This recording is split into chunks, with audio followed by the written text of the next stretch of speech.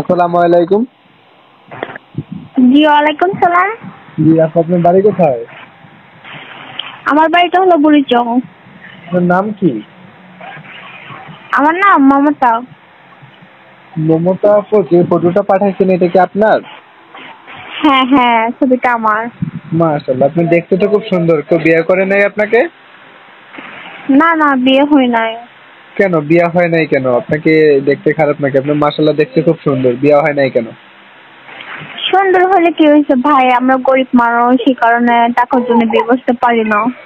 ও কই, আমি তো শুনছি যে বিয়ে করতে তো টাকা লাগে না, বিয়ে বসতে তো টাকা লাগে না। এখন তো অনেক সুন্দর মেয়েদের এমনি বিয়ে করে। তা ঠিক আছে, এখন যে আমাকে ভালোবাসে বিয়ে করবে, আমি তার কাছেই বিয়ে বলবো।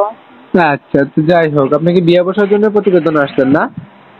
হ্যাঁ হ্যাঁ, ভালো একটা মনের মানুষ পাওয়ার জন্য আচ্ছা, আসছি। আপনার ফ্যামিলিতে কে কে আছে আপু? আমার ফ্যামিলিতে বাবা আছে, মা আছে, একটা ভাই আছে, আর আমি আছি।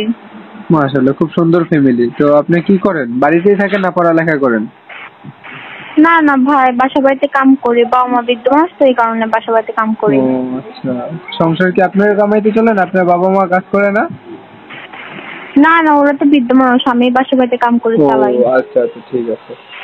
তো আপু, আপনার সাথে যদি কোনো দেশ বিদেশ থেকে দর্শক যোগাযোগ করতে চায়, আপনার কি নাম্বার আছে? কোনো ইমো নাম্বার আছে? হ্যাঁ হ্যাঁ, এইটাই। এটা কি ইমো নাম্বার নাকি বাটন মোবাইলের নাম্বার? না না, এটা বাথরুম মোবাইলের নাম্বার, এমন নাম্বার নাই। আচ্ছা ঠিক আছে, তো আমি আমার দর্শকের উদ্দেশ্যে আপনার ফটোটা আর আপনার এই রেকর্ডিংটা আমি দিয়ে দেবো, ঠিক আছে? যদি কোনো দর্শক আপনার কথাগুলো শুই না পছন্দ করে, তাহলে স্ক্রিনে দেওয়া নাম্বারে ফোন দিলে আপনি কথা বলেন, ঠিক আছে? আচ্ছা আচ্ছা। আচ্ছা, আসসালামু আলাইকুম। জি ওয়ালাইকুম সালাম।